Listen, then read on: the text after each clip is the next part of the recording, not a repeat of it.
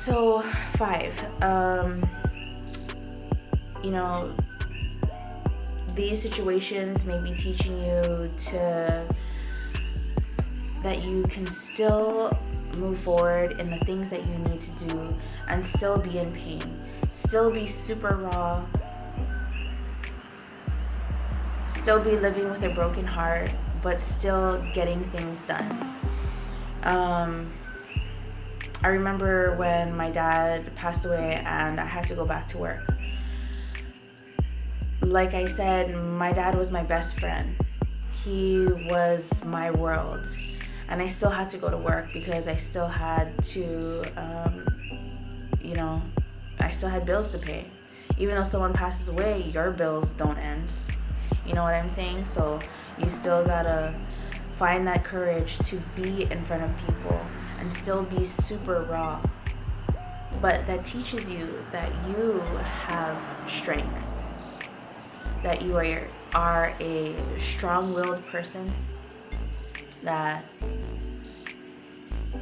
this is just a feather in your cap. All right, where was I? I had to change the battery in the camera, so I'm back now. And this is just teaching you how to be vulnerable. Being vulnerable is just, it's not the business at all. More than half the time, I just want to run away and go to the beach and hide, But you still just have to put one foot in front of the other. And I already talked about not reading your own propaganda and your own media. You already know how great you are, and you already know how much love you put into yourself, right? And what you bring to the table. You don't have to read it in a newspaper or whatever else, a post. You know what I mean? So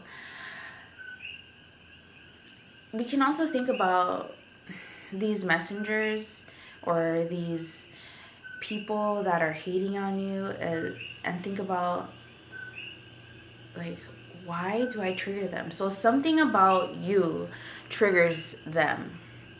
Something about you makes them feel uneasy. What is it about you that triggers them, right? Is it a healed part of you that you haven't explored yet, and the universe is telling you, look at that area, look how great that area of your life can be if you use it in a healthy and positive manner? What part of you is still undiscovered, and that person is pushing you to discover it, right?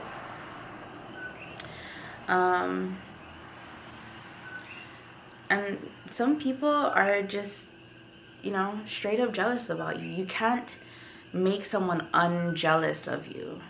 And the last thing that I would want you to do is to bring yourself down, let go of your morals or all of the things that you have worked on in order to be on their level for them to like you. That's exactly what they want you to do, so you don't make them feel uncomfortable. That's just not the circle for you. That is not your person. And the faster you accept that, the better you will, and quicker you will be able to move on with the things that you actually have to do that add value to your life. And you can't force or make people happy, like I told you in the podcast before this. So what if they think you're dumb? You know you, and you know the work that you put into yourself. It's just like, it's their perception of you, and it's their understanding of the world around them, and that's why their world is maybe not on a path that your world is meant to go, right? Or is going down the inevitable, like, successful path. You cannot get caught up in like, oh, this person doesn't like me, that person doesn't like me. You know why? Because if you get caught up in that certain energy, then that's going to be your whole life. You're going to make it a habit to look for people to hate on you. So you can acknowledge that little voice in your head, and then it becomes a habit, then it becomes a routine, then it just becomes a lifestyle. And that's not what this podcast is about. This podcast is about growth. This podcast is about, being vulnerable, but also holding yourself accountable and being able to work through certain things that make us very, very uncomfortable. As you can see, I did not say unhappy. Working through this stuff will make you happy. And a lot of it is not fun. A lot of people paint the picture of the things that I talk about in a positive manner. But sometimes we have to work through the darkness in order to clear that, let it go, and that's like the biggest thing, is letting it go, and realizing that in order for you to let go, it was never meant for you to keep forever. It was there to teach you something. It was there to highlight something within yourself in order to be better to yourself. And let me just see what I have this. We talked about discrimination by perception. We already talked about that. And people justify their prejudice, and they justify it like it's the holy grail, like it's the truth. So you'll never be able to change that person's mind because of discrimination by perception. That's how unhealed, that's how unsoul grown people operate.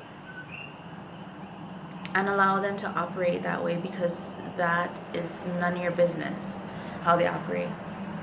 They brought you a message, they taught you a lesson, and that's what they were supposed to do for you, and that's it.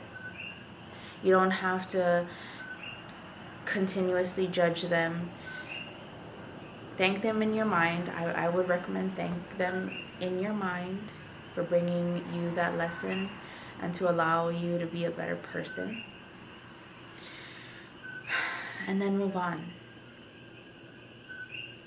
All you can actually do is continue to work on yourself. And